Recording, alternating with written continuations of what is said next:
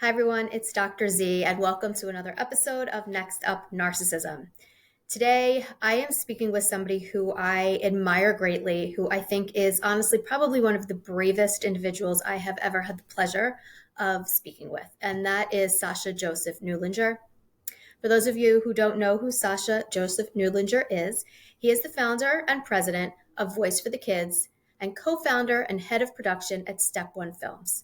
In 2015, Sasha presented a TED Talk with his first public speech, Trauma is Irreversible. How it shapes us is our choice. Since his TED Talk, Sasha has presented over 100 keynote speeches around the world, helping raise over $8 million for the fight against child abuse. Sasha made his directorial debut at the 2019 Tribeca Film Festival with his autobiographical feature-length documentary, Rewind. I cannot stress to you enough how important of a film Rewind is. Highly recommend that you watch it.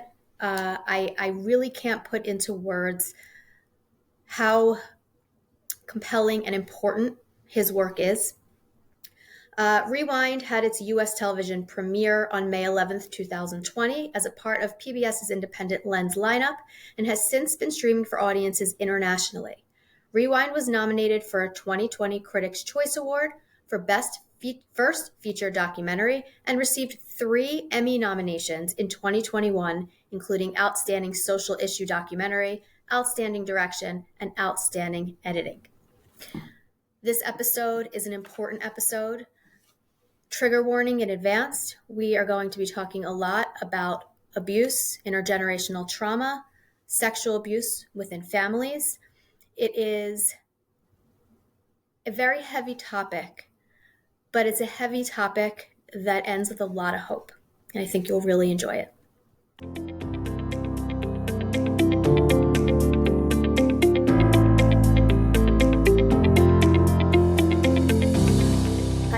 It's Dr. Z. Welcome to another episode of Next Up Narcissism. Today we have somebody with us who I admire greatly, have had numerous conversations with, and just love picking your brain and thinking you're brilliant. We have Sasha Neulinger with us today. Sasha, I'm just going to hand this over to you to kind of let our listeners know who you are and what you do before we dive into this episode. Yeah, well, I'm just pumped that we're finally doing this and excited to have the opportunity to connect with everyone who's listening. Yeah, I'm a survivor of child sexual abuse. I made a documentary film about it, Rewind. I started that journey when I was 23. I'm 35 now, so a lot has happened between the start and where I am today. But ultimately, there's a difference between surviving and being in survival mode and truly living one's life. And, without getting into the details, I want people to see the film. From 4 to 17, I was in it. Survival was my way of life. And so that was in Pennsylvania. A year after the last trial ended, I moved to Montana. And it was my time so far away from my own personal ground zero and my time in the mountains that created this huge juxtaposition where I could really understand that there was still a lot of unresolved pain and trauma that I was holding. And yet there was a beautiful life that I could see ahead of me, and I didn't quite know how I was going to get there. But ultimately, I knew that if I didn't continue to work through and process the unresolved trauma that existed from my childhood, that I wasn't going to be able to move forward with my life in the way that I wanted to. And at first it started as a thought of, I'll just watch 200 hours of home video for myself. Your home video, your my own home video. personal home video that you Yeah, had access to. Exactly. Yeah. 200 hours of home video. I literally got to rewatch my childhood, and I got to see this beautiful child who existed before trauma. I got to see this beautiful child who was holding the secret and tortured by that trauma. And I got to see the aftermath that came through disclosure and all of the secondary trauma that came from a system that was messy. And for every question that I was able to answer about my childhood and every stone I was able to turn from my childhood and watching that home video, I had 10 more questions. So every answer, 10 more questions. Questions for my mom, my dad, the prosecutors, detectives, psychiatrists, my sister. Um, and so I realized that this wasn't just a personal journey, it was one that was being navigated through film. And so if I, um, Quite literally. quite literally, Yes, so if I was gonna like take this journey and hopefully grow from it and move through into the next chapter of my life in a self-empowered way, I should document this experience. And that's what I did. And fortunately, Rewind was well received and it continues to help people. I got a message yesterday. I still get messages, um, weekly from survivors around the world who uh, feel validated. And look, every survivor, every human being has their own unique journey with their trauma, with healing.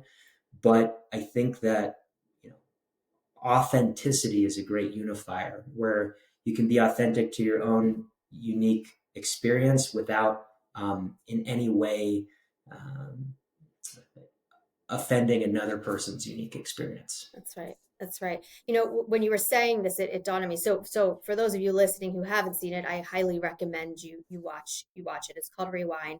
It has Sasha's adorable face on the cover. Um, And one of the interesting things that I was so unsettling, at least from watching it myself. And again, we're not going to get into too much detail. You guys can go watch it, and we'll give you all the links and tell you where you can find that. Was there is a definitive, when you're dealing with trauma, there's a definitive. I shouldn't say that. When you're dealing with PTSD, there's a definitive before, middle, and after, right? So you think about 9/11, right? There's a definitive before 9/11 and there's a definitive after 9/11. You know when the event began and when it ended. You were one way first and now you're a different way. One of the unique things about childhood sexual abuse that is chronic, that is not a one time, not that one's better than the other by any means or not, but when it's an ongoing course of trauma, right? And we see this a lot also with domestic violence, particularly with narcissistic abuse. But there is no real middle. There's the beginning, but there's no real definitive middle. It's so uncertain. It's not an isolated event. And so what happens is there's this period, and the film, ironically, because of your footage, and you said it just now, and it just kind of gave me the chills. You can actually identify the you before the trauma, and to have the ability not only to just know that instinctively, but to actually be able to visualize it and see this little boy and say, this was before the trauma, and this little boy will never be the same again, and I know I know what's about to come, I know what's about to happen. But the thing that you did that I think is so helpful for survivors is, and why it's different than PTSD, it's more of that complex post-traumatic stress we talk about, which isn't a diagnosis, but it's more of this ongoing trauma that's just uncertain. You never know when it's going to happen. And then that's part of it. But getting to the point where now that's over, the actual abuse is over, and you're able to now give yourself these anchor points of before, a middle, and an after. And what you do with that after is so critical and so important in terms of your healing, which is exactly what you did, and the process in which you went about doing it. And then the other part, and then I'll stop talking because I want to get into so much with you, but the other part that, as a parent, when I was watching this, because I think I would have had a different reaction if I watched it when I wasn't a parent, you held every single solitary adult accountable. And not because you wanted to, harm them necessarily, but because you wanted to do what's right and you wanted to hold them accountable. And the strength and the bravery it took for you, not even just to come out with this, but to be able to sit there and watch these home movies that for you probably felt so, was such a facade, and simultaneously hold these people accountable and not give them any wiggle room. I mean, it's probably one of the bravest things I think that somebody can do. It's like you just kept going with it. And so for survivors who are confused or uncertain or don't know what to do, this is such an amazing film for you to watch, because even just watching it gives you that little bit of hope that, like, you can do this because you did it. I mean, you held these people accountable on multiple levels. So that's what I'm gonna say about And I appreciate it. No, I that. mean, no, it's. I think more than anything, when you talk about holding people accountable, it's also part of that transition from um, a victim mindset to one of self empowerment is also holding yourself accountable. So it's saying, hey, how did this happen? Why did it happen? Exploring the logistics of it, exploring the emotional components of it, but then also saying, okay, like at the end of the day, this happened. No matter what I do, I can't change the fact that I was sexually abused as a child. I can't change that. And if I try to circumvent that reality, I'm actually going to distort my perception of the world. It's going to limit the health of my relationships. Like, to truly move through it, I have to give myself the space to process it and look at it from every angle. And there's a metaphor that I love to talk about in my speeches, but it's imagine if I get this huge splinter. I'm talking about, like, you know, 2 foot long piece of wood through my hand. There's immense pain, and I'm most likely going to go into shock. But when we're talking about emotional trauma and the the hidden truths of sexual and physical trauma that can happen, especially within families, um, a lot of times you see that and you're like, well, I have no idea what to do with this. I'm just going to put my hand behind my back. Well, for anyone who chooses to do that, and again, I'm not invalidating that choice. You don't know what to do. But if a person has this huge wound in their hand and they just put their hand behind their back, now you're living with only the use of one hand. So there's limited functionality. And what started as a hand wound is now festering into an infection that goes throughout your entire being. And it affects the way you're able to interact with the world. It affects the health of your relationships. And if you go into parenthood with that hand behind your back, your children are watching that behavior and that injury and perceiving it as normal, which makes them more susceptible to similar injuries and is part of what distorts their reality. When we talk about the challenges of multi-generational trauma, multi-generational abuse, and why it's so hard to break that cycle, it's because that wound that wasn't dealt with by the person who received it, they put it behind their back. Now that wound gets passed to the youngest generation that comes next. And so when you're saying to a child or a young adult or a brand new parent, hey, if you want to break this cycle, you have to recognize the dysfunction, call it out, blow up everything that you know is comfortable and safe, and create a path to self empowerment when you don't have an instruction manual or any tangible role models who have shown that to you. That's really hard. And that's why multi generational abuse and intergenerational trauma is so hard to break, because the responsibility keeps inappropriately falling onto the youngest generation. Yes. And that's hard. Yes, I love that. And you're right. And we always hear that cliche, the trauma itself, it's not your fault that it occurred, but it is your responsibility to heal from it. And I have a love-hate with that, because I think it leaves out just how freaking hard it is to do that when you don't have role models. And so, I also stress for people who have been in these situations when there is intergenerational trauma, I think the majority of the healing that's done to break intergenerational trauma oftentimes is modeled by people outside of your family, neighbors, friends, parents, like going to a friend's house and saying, oh, that's what that looks like, or oh, wait, that's what this is supposed to be. Wait, that's not happening in my house. And so you start to pick up appropriate model. So I'm only saying this for people that you don't need to find the appropriate models for how things should work from the system that's dysfunctional, because truth be told, you're not going to, right? Because the chance at this point of all of these people getting together and saying, you know what, let's change, is not going to happen. And so it's up to you as the child, which I think is so unbelievably unfair. But for those people listening, don't be scared or nervous or whatever the case may be to go outside and look for these role models out elsewhere. It could be from anybody. It could be from just somebody you see every day at the coffee shop and you listen to their stories and you pick up on things. So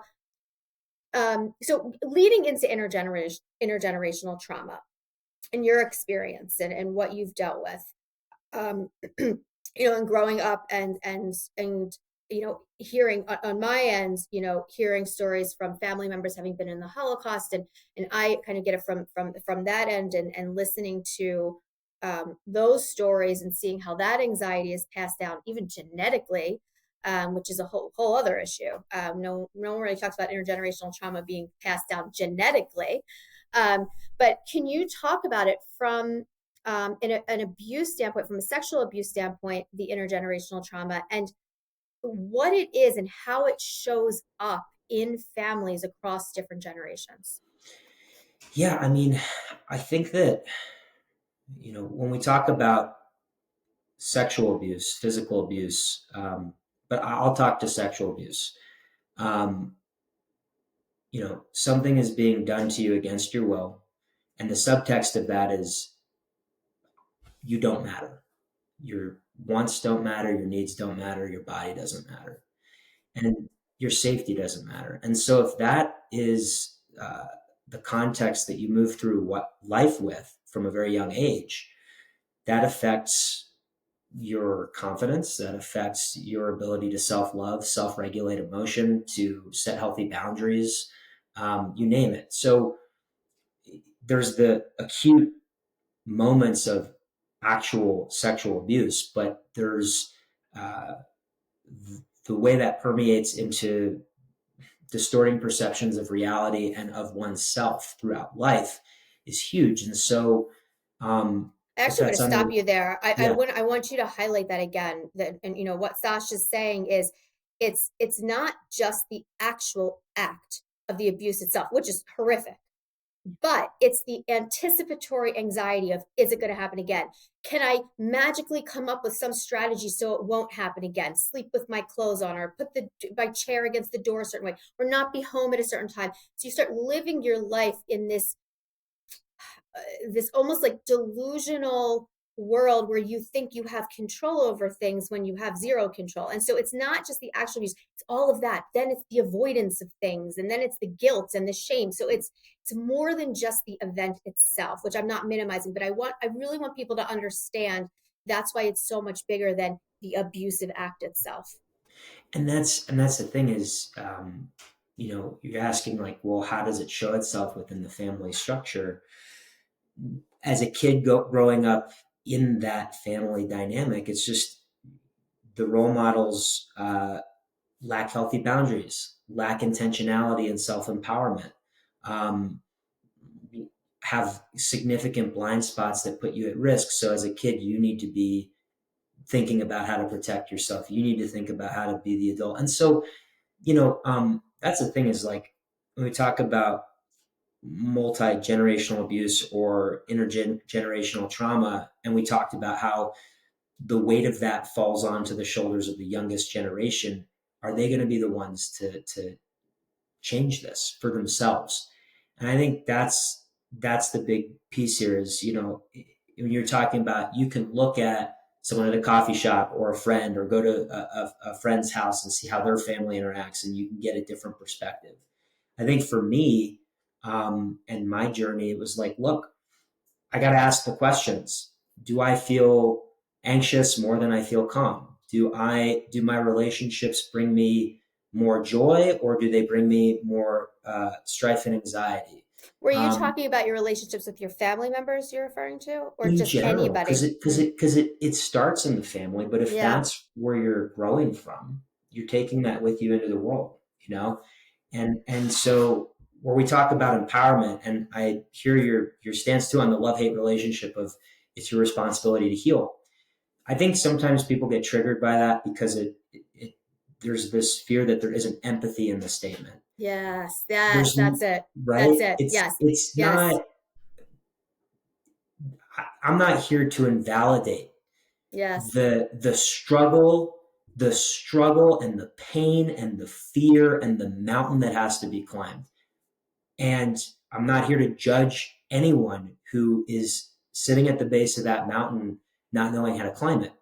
What I am saying though is that ultimately, because of the nature of intergenerational trauma, ultimately it is that youngest generation. It is if they want to have a life different from what's been modeled for generations, if they want to escape it, they have to be the ones to identify the dysfunction, make the choices consistently over time to find a way to live differently and more empowered. And that often means finding the hurt, scared child inside of them and spending a lot of time learning how to love the part of them that they've been disgusted by inappropriately because they are not disgusting. And I think when people are abused, when people experience abuse, I think a lot of survivors take that on and they say, well, I'm dirty, I'm disgusting, and gross. unlovable Yeah, because yeah, of. Not true. What happened to you, what was done to you against your will yes. is dirty, disgusting, and terrible, but not you. And to be able to differentiate between the trauma and the person and to be able to say, okay, these behaviors that have been modeled, they may seem normal, they may seem like that's what an adult is, that's what life is. You have to be the one to say, you know what, if I want something different, I have to be the one to change. I have to be the one to make different choices. I have to be the one to confront uncomfortable truths. And not just today, but consistently for the rest of your life. I mean, Yeah, honestly. it's an active choice you make every day. And I think, the part that you make that I think is so crucial is the difference between, you being dirty versus what happens to you, right? And defining yourself by the action that happens to you rather than who you are as a person. I hear that a lot, right? I'm dirty, I'm shameful, and because of what happens to me. No. And so there's this perspective shift that I work on a lot with people where they're able to hold both at the same time, but they look at what happened to them, which is another thing I find really interesting about your film, is that one of the strategies that I use with people to separate themselves from the trauma is to not get rid of it, nothing, because everyone's always like, I want to get back to how I used to be. Well, that's impossible. Trauma changes your brain, it changes your neural pathways. You need to learn to live alongside of it.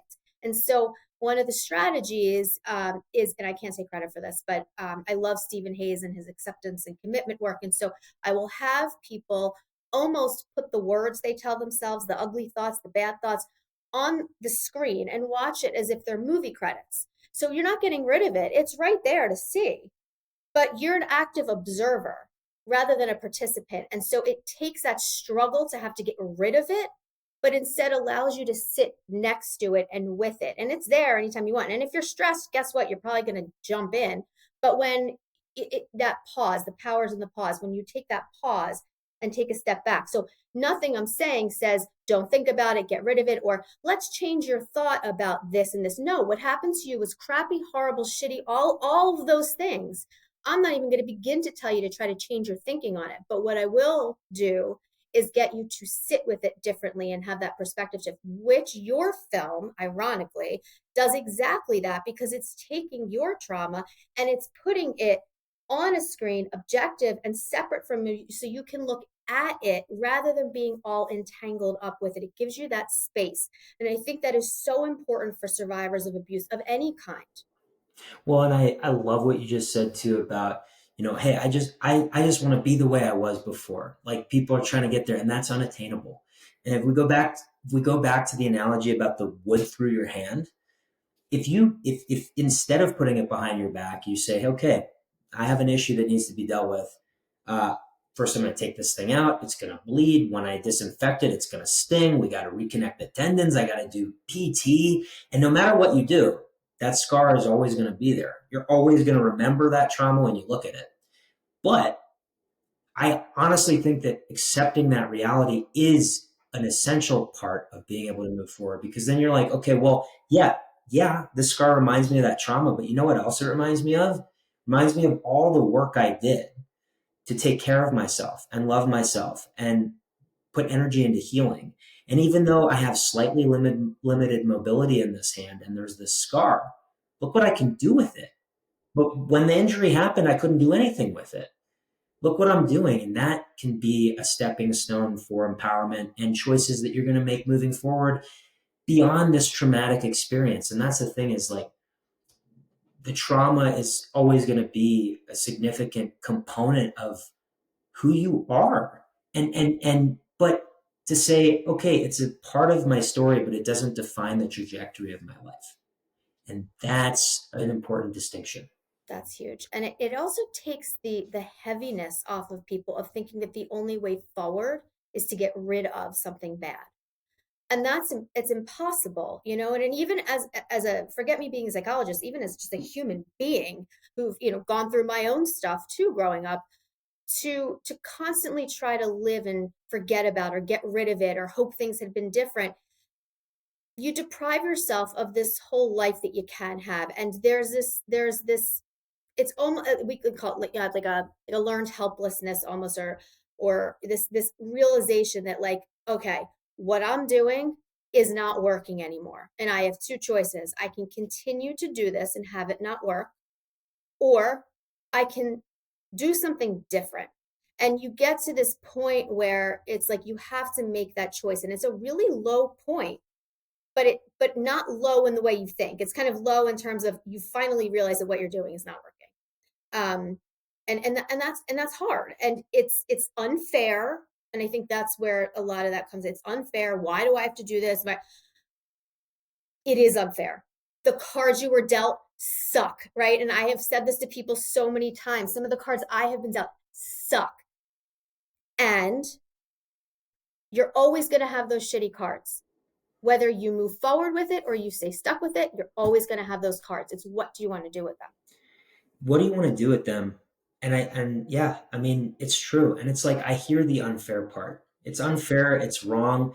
And I spend so much of my professional life traveling around, talking to communities, trying to prevent abuse, trying to empower survivors, saying it is unfair and we need to do what we can to help prevent this. Nevertheless, if something has occurred, it's occurred, it's done, it happened. And so yeah, then it's a series of choices. I think that, and you were talking about it earlier, but this like desire to try and control the uncontrollable. I think, you What? know, yeah, right. What do you mean? Yeah, right. Yeah, because it's like you can't. It's like, well, I'm gonna just try to have control where I don't have it, Right. and that's an illusion. And It's a it may story make we you tell feel ourselves. safer, exactly, but it's Mhm. not doing anything except wasting energy That's from right. the energy you could put into being intentional about what you do have control. And my belief, and I think it's real, is like, the only things that we have control over is how we respond to our thoughts and the thoughts of others, the words we speak and don't speak, and the actions we take and don't take. Literally everything outside of that is out of our control. And I would rather, I think that pretending that we have more control than that is again just trying to circumvent the discomfort of human fragility and mortality. And we got to get past that if we want to have self-empowered lives where we're putting our energy into what is in our control. And that's empowerment. That's moving forward. That's saying these cards sucked, but what am I going to do about it? And yeah. And it, I mean, I again, got nothing yeah. to add to that one. I mean, that was the most beautifully said statement. I mean, truly. I mean, it's you nailed it. I mean, it's exactly what it is. I've yeah, I may actually use that. I will credit you. That was so unbelievably well said.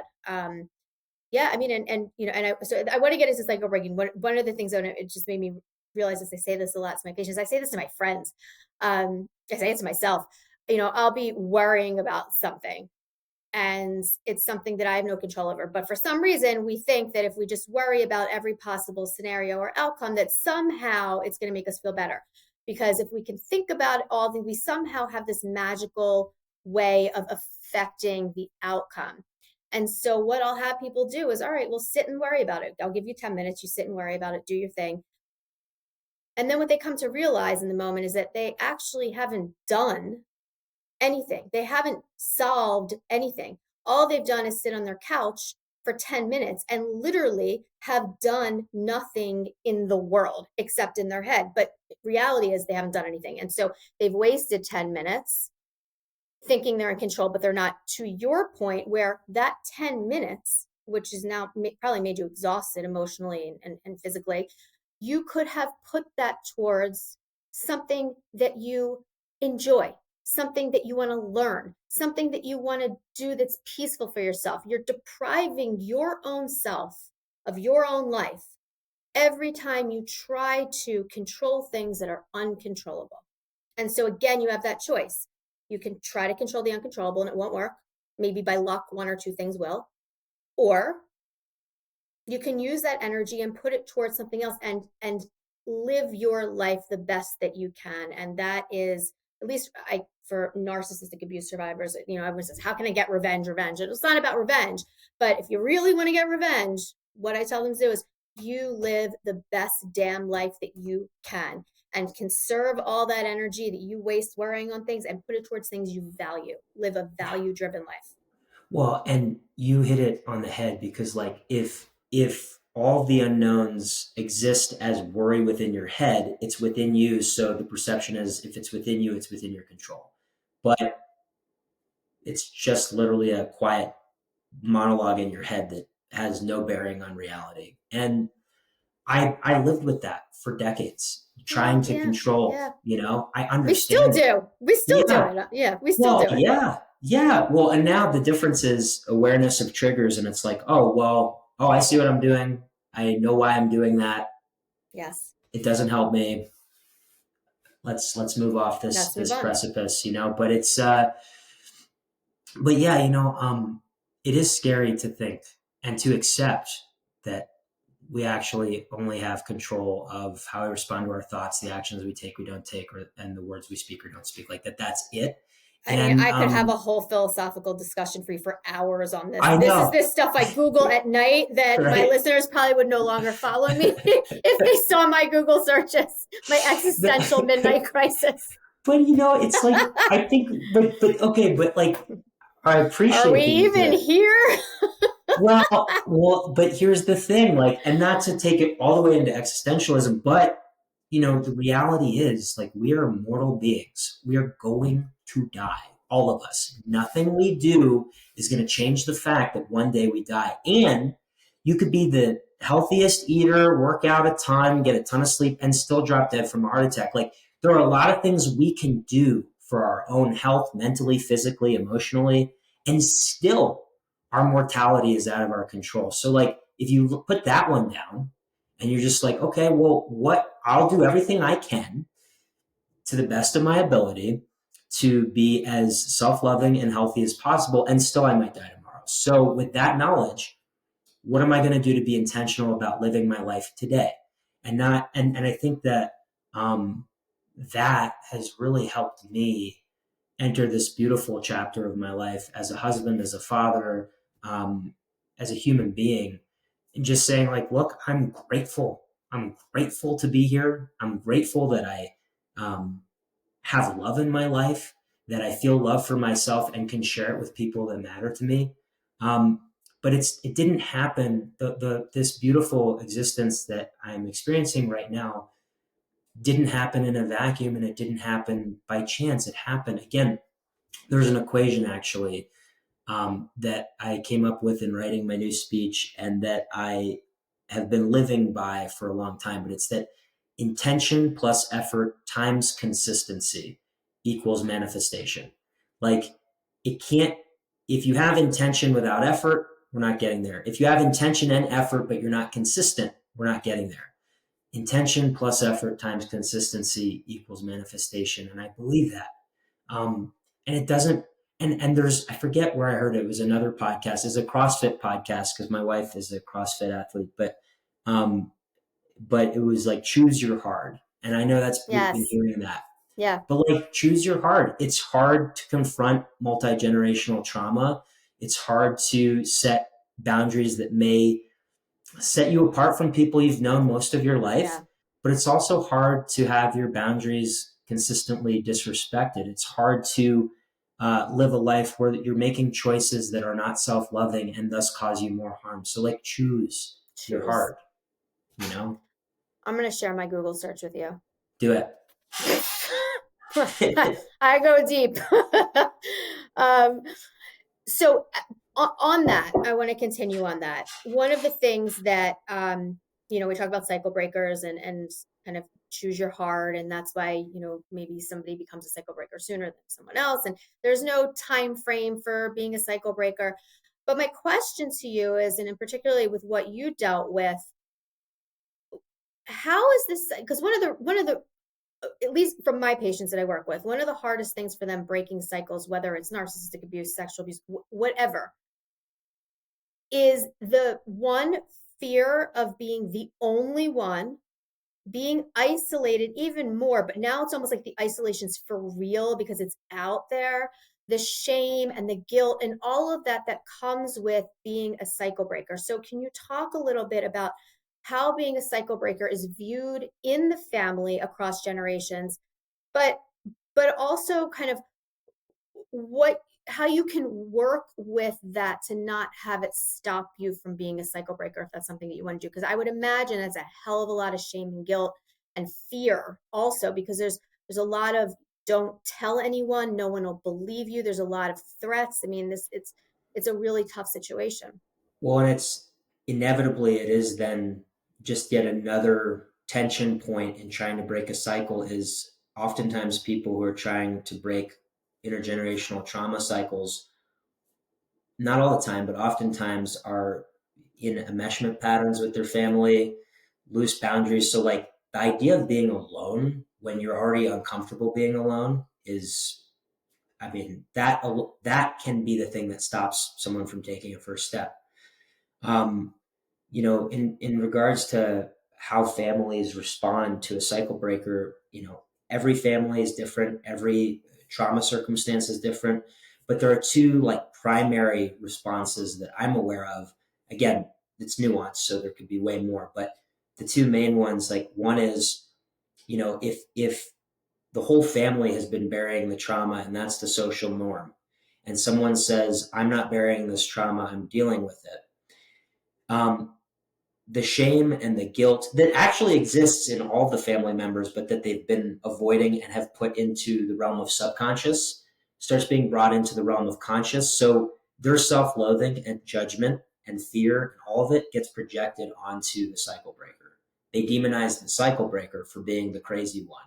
Because if they were all to accept the dysfunction that spawned from their inability to confront that trauma, then they'd have to do the journey that they've been unwilling to do. So that's not happening necessarily.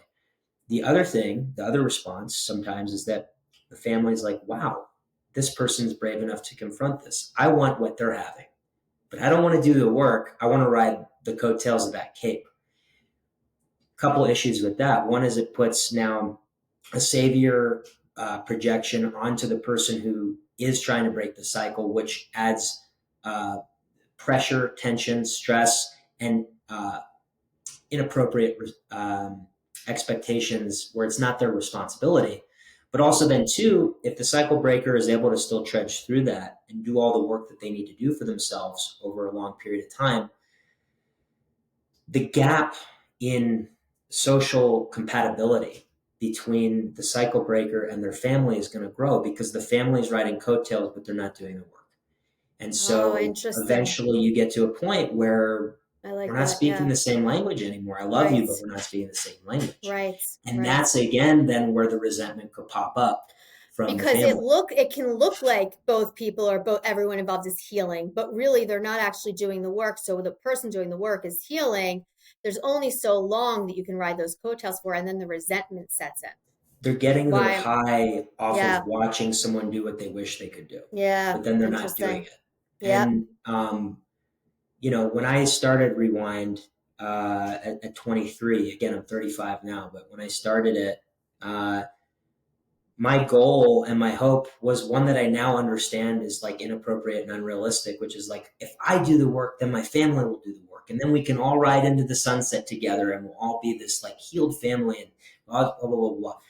Um, and that goes into this idea of like healing and responsibility. Like, we're really only responsible for our own healing. We can help others by being loving and supportive, but not at the expense of ourselves. And I think, when we talk about enmeshment, um, you know, the lines between who I am and who my family is, that those get blurred. And it's important, I think, for the healing journey to recognize the difference.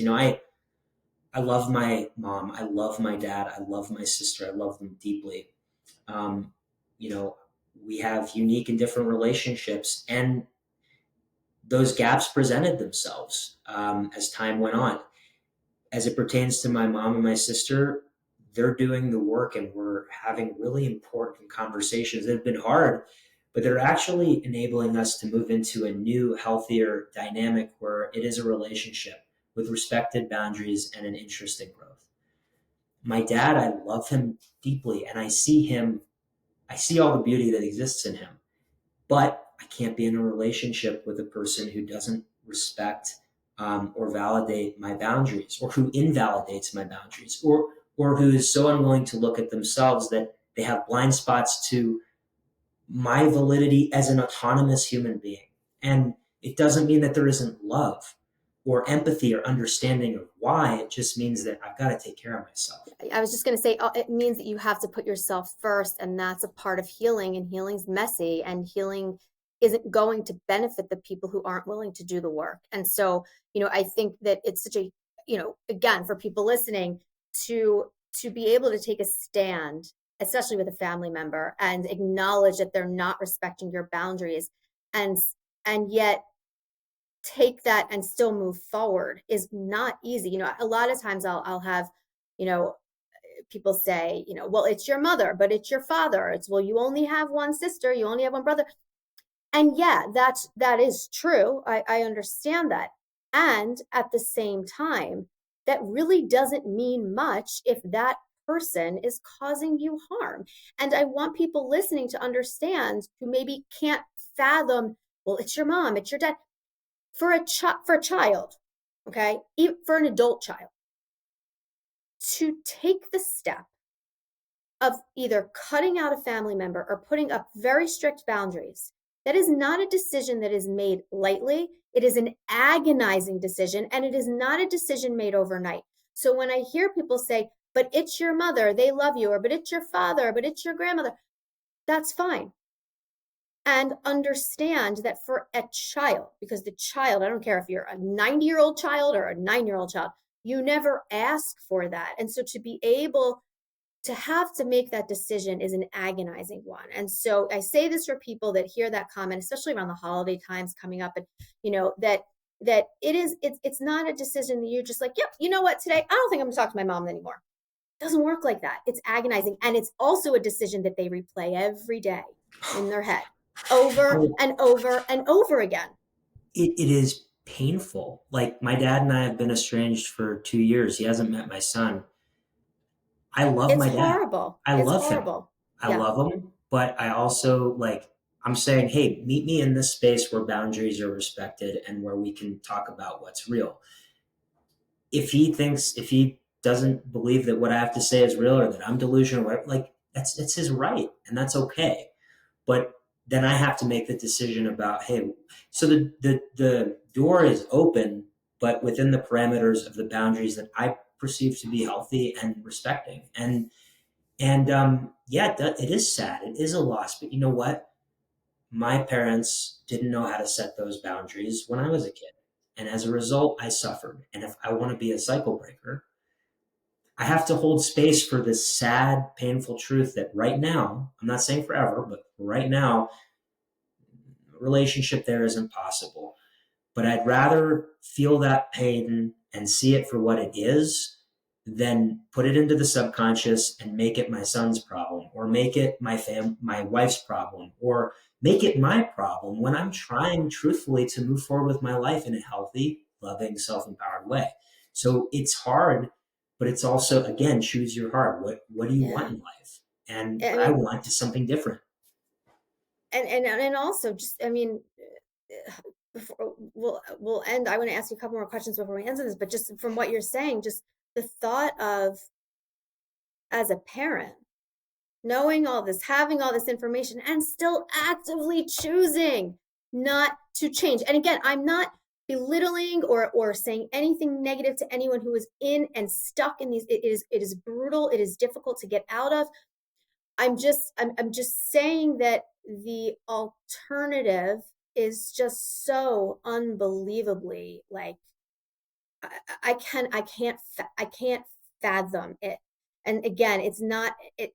I'm saying it to show people how difficult of a decision and a choice that it is. It is not, we don't want to hurt our kids. And at the same time, becoming a cycle breaker can feel even worse, or that can feel even worse than protecting your own child. That's how hard this is. And that's how illogical it can make your thinking, right? Um, We don't want almost to feel like, pain. no, it's almost like if you are a heroin addict and you know that it's going to affect the custody of you with your child, and you love your child dearly, and you know these two things are true, but you use again. I mean, it's like, not that I'm not comparing the two scenarios, but that is how unbelievably brutally hard it is to decide to not to be a cycle breaker versus hurt your child. Like, sometimes it really is that difficult. And so I want people to understand that if you're going through this, the healing process is not easy, but it is doable. You are, an image of that, and it's still work for you It's every always going single to day. be. It's always going to be. When anyone ever tells me, "Oh, I'm healed," that's my red flag that I'm seeing. I'm like, "Oh, okay, that's the red flag." Because guess what? Healing, and I'm not the first one to say this, but I wholeheartedly agree. Healing is not a destination; it's a journey. You heal something inside of yourself. It gives you the opportunity to see something else that you could put love towards. And the moment someone thinks they've learned it all, they know it all. Um, that's where I'm nervous to be around them, because there's going to be blind spots, and there's probably Life ego happens. attached to that statement. So yeah, life happens, and you know, I still have triggers. I think that's part of being a human being living on this planet. It's not about eliminating triggers. It's about getting to a place where A, you know what those triggers are and where they come from, and B, being able to know what you need to do to self love to work your way off those triggers as efficiently and authentically as possible. And if you're doing that, you're doing great. And if you're not able to do that yet, that's okay too. There's a Chinese proverb that I used in my TEDx talk, and I use it still today, which is just that the best time to plant a tree was 20 years ago, and the second best time is now. So, like, don't let the shame or the guilt or the fear or the overwhelming nature of, well, if I haven't done anything, but I want to start today, don't let that stop you. Like, I Feel talk a it lot about, and do it at the same time. If you wait to not be scared, you'll never do. You have to feel that fear and sit with it, and at the same time do the behavior, because you give yourself that new experience to prove that that shame and that guilt have no place anymore, and then it starts to reduce. and Not the by other way around. making the choice to expand the edge of your comfort zone and surviving outside of your comfort zone, you've Mm-hmm. now built new levels of trust in yourself and a recognition that that's possible, and you can build on that.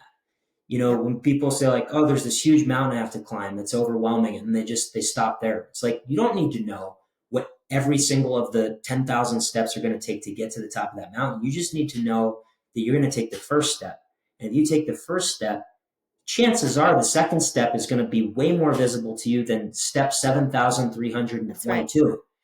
Take the second step, and just, you don't have to know how you're going to do it. You just need to know that you're always going to be willing to take the next step once you see it. And That's if right. that's the mindset, any human being can climb a mountain. I believe it. And even if that's hard for people, if the emotional aspect part of that is hard for people, look at it from a neurological part. every time you engage in a new behavior, you create a new pathway in your brain, literally. So every time you do it and you do it again and you do it again, you're just building on the same tracks until it becomes embedded. So if the emotional piece and the fear and the guilt and the shame, if that's too heavy, look at it purely from a brain standpoint, that every time you do it, you're creating a pathway that makes the next time feel a little bit more familiar. I won't say easier, I'll just say more familiar. Um, so in conclusion, can you kind of, if you had 5 words, 6 words of wisdom that you could share with people listening that maybe find themselves either pre-cycle breaker or deciding to become a cycle breaker or don't even realize they're in this situation and they're listening to this going, oh my God, this is me. What's kind of a words of wisdom you would give them? Is your fear of the unknown greater than your desire to live an empowered life? And if the answer is yes, then you get to ask yourself the questions of why and what might you be able to do for yourself to shift the answer. But the reality is, we're all mortal human beings and we have a finite time on this planet. And as someone who survived abuse from 3 different family members and 9 years of prosecution and a 7 year process to make this film, and who still, as a mortal human being, I have flaws and fears and pains and trauma and triggers. For me, it's all about, okay, yeah, that's all true. And what do I want? What are my values? What do I want in life? If your life isn't feeling good, if relationships are hurting you more than they're helping you, if you set goals but find that it's hard to achieve them over and over again, there doesn't need to be judgment, self judgment, but there can be curiosity. How come? Why? What's out of my control? But what is in my control? And differentiating that, I think gives, I think that can give people the opportunity to choose for themselves how they move forward. Nothing about it is easy, in my opinion. But I'm so grateful to be here. I'm grateful to have an amazing partner, my wife, Lauren. She's amazing. To have a son, and being a father now and watching him and just seeing how he's feeling in response to how we're parenting, and knowing like this is physical proof of a cycle broken, and all of the hardship that came from choosing to face these fears over and over and over again are worth it tenfold for what I'm getting to experience now. And I really believe, and again, I'm not the person to say it first, but I agree with it, that I really think a lot of what we want in life is on the other side of fear. And I agree. yeah, that's I it. completely agree. I love that. I think that's so brilliantly said. Um, where can people find you? Where can people find Rewind, and Yeah. all of your work? Yeah, so Rewind is on Prime, it's on Peacock, Apple TV, but also, I do motivational speaking. I've with Voice for the Kids, as we said earlier, raising millions of dollars to help in the fight against child abuse. But it's not just about advocacy; it's about empowering human beings, and I'm passionate about it. So Voice for the Kids, voiceforthekids.com, can learn about the speaking work and, just a little bit more of that messaging about trauma not defining the trajectory of a person's life. I'm just, like I said, I'm grateful, and I'm not sitting here from a place of judgment or from a place of, oh, I have it all figured out, because I definitely don't. But I'm grateful to be here knowing where I came from. Awesome. Thank you so much. And I will post links in the show notes to all of your things, for Voice for the Kids and Rewind and all of that and all your speaker series and social media. But Sasha, thank you so much. I've been looking forward to this for many months. I think you are, and I've told you this before, I think you are one of the bravest human beings. I think that so many people can learn so much from you.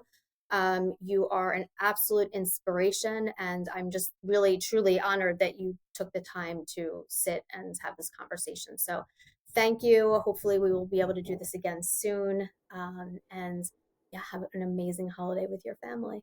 Thank you for the platform and the opportunity to have this conversation. And I'm wishing you and your family a wonderful holiday season too. Thank Thank you. you. Thank you. Bye-bye, everyone. Bye. Thank you for tuning in to another episode of Next Up Narcissism. I hope you found it useful, but most importantly, I hope you found it validating. Want to work one-on-one with me? Visit my website at drjamiezuckerman.com to book a personalized coaching session, and be sure to check out my on-demand workshops on topics like co-parenting with a narcissist, life after leaving, anxiety management strategies, and more. Again, that's drjamiezuckerman.com. You'll also find links to my interactive workbooks, merchandise, resources, and newsletter sign up. Next Up Narcissism is as much your podcast as it is mine. I want to hear your feedback and what you want to hear. So make sure to leave a podcast review wherever you listen, or send an email to nextup@drjamiezuckerman.com. Again, that's nextup@drjamiezuckerman.com. Be sure to subscribe so that you never miss an episode. And as always, thank you so much for listening. Make sure to tune in next week to see what's up next on Next Up Narcissism.